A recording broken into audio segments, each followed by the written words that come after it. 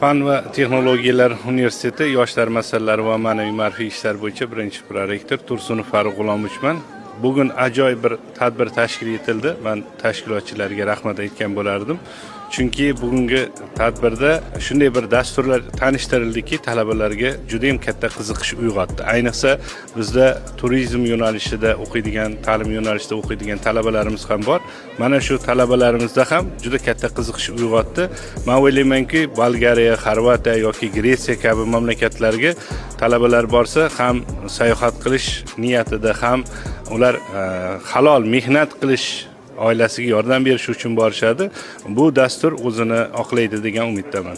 Assalomu alaykum. Men ismim Jabbaro Roziya. Men xalqaro aloqalar bo'limi mutaxassisiman. Fan va texnologiya universiteti, o'zim 3-kurs talabasiman. Shaxsan bugungi tadbir haqida gapiradigan bo'lsak, Work and Travel aynan meni loyiham edi. Bu o'quvchi talabalar uchun zo'r imkoniyat deb o'zim shaxsan o'ylayman.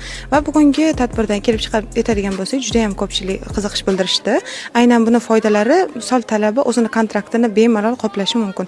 3 oyda ham chet elda bemalol dam olib kelishi, ham sayohat qilishi, ham ishlashi, hamda ularning kontrakklarini bemalol to'lab kelishlari menimcha juda ham zo'r imkoniyat deb o'ylayman.